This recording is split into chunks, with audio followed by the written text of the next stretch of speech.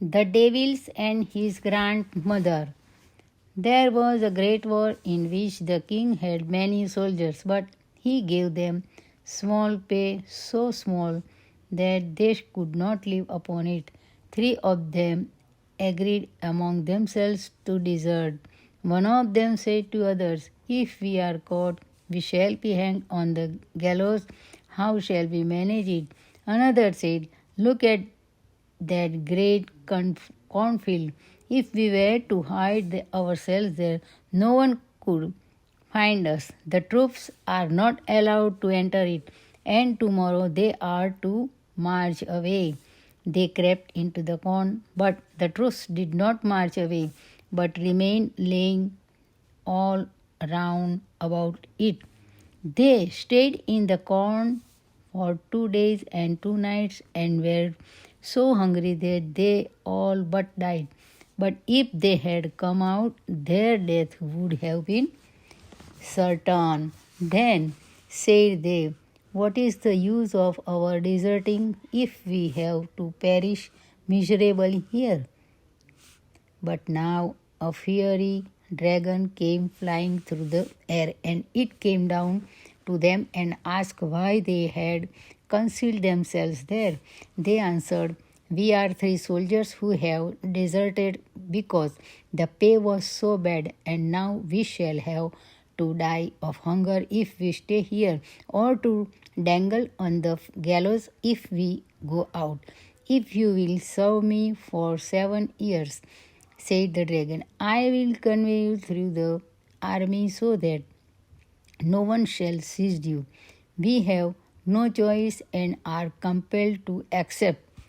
They replied. Then the dragon caught hold of them with his claws and carried them away through the air over the army and put them down again on the earth, far from it.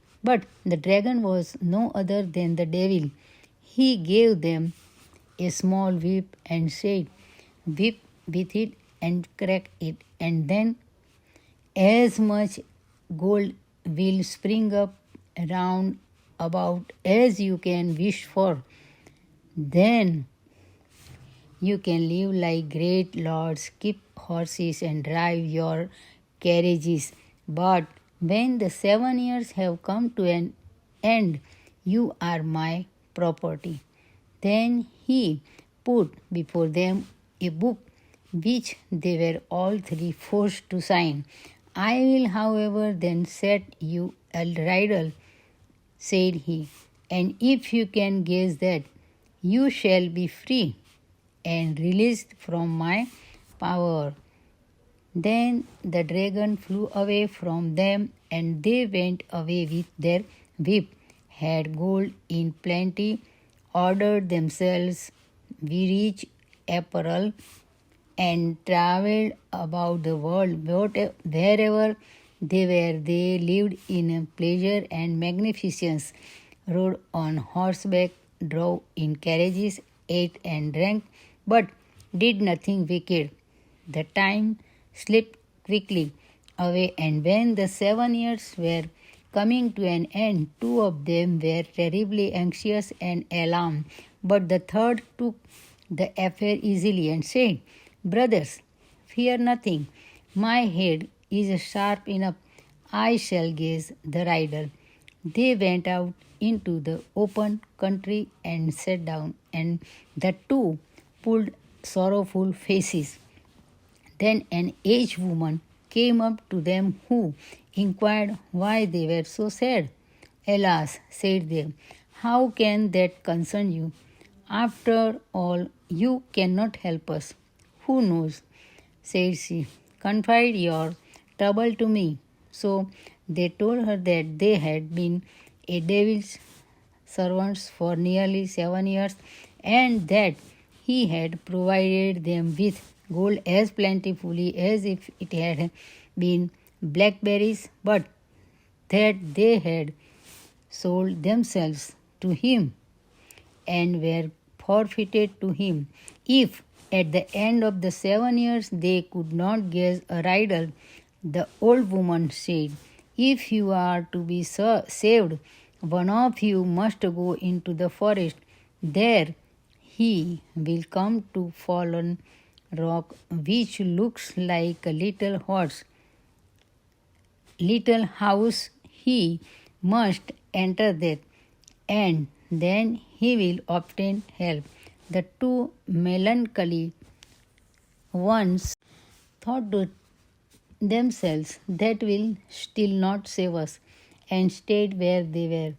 But the third, the merry one, got up and walked on in the forest until he found the rock house. In the little house, however, a very aged woman was sitting who was Devil's grandmother, and she asked the soldier where he came from and what he wanted here. He told her everything that had happened, and as he pleased her well, she had pity on him and said she would help him. She lifted up a great stone which lay above a cellar and said, "Conceal yourself here. You can hear everything that is said here. Only sit still and do not stir. When the dragon comes, I will question him about the riddle. He tells everything to me, so listen carefully to his answer." At 12 o'clock at night, the dragon came flying thither and asked for his dinner. The grandmother laid the table and served up food and drink, so that he was pleased, and they ate and drank together. In the course of conversation, she asked him what kind of day he had had and how many souls he had got. "Nothing went very well today," he answered, "but I have laid hold of 3 souls. I have them safe." "Indeed, 3 soldiers? That's something like, but they may escape you yet," the devil said mockingly. "They are mine. I will set them a riddle which they will never in this world be able to guess." "What riddle is that?" she inquired.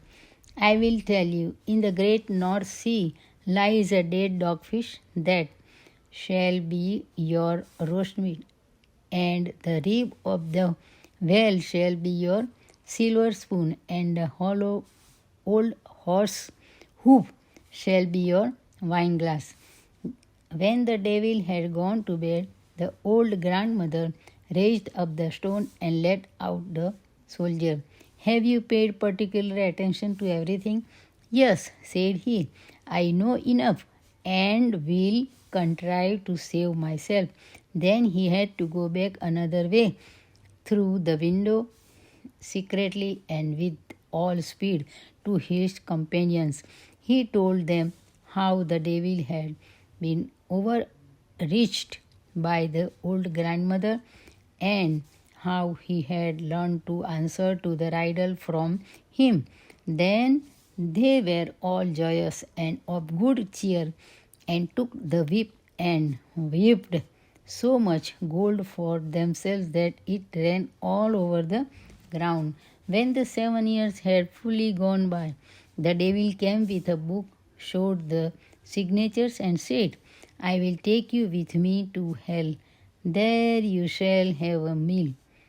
If you can guess that kind of roast meat you will have to eat, you shall be free and released from your bargain, and may keep the whip as well." Then the first soldier began and said, "In the great North Sea lies a dead dogfish, and no doubt it's the roast meat." The devil was angry and began to mutter, and asked the second, "But what will your spoon be?" "The rib of a whale. That is to be our silver spoon." The devil made a worry face, again growled,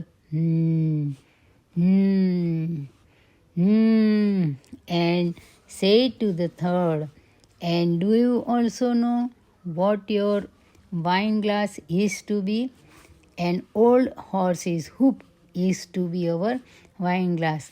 Then the devil flew away with a loud cry and had no more power over them. But the three kept the whip, whipped as much money for themselves with it as they wanted, and lived happily to their end.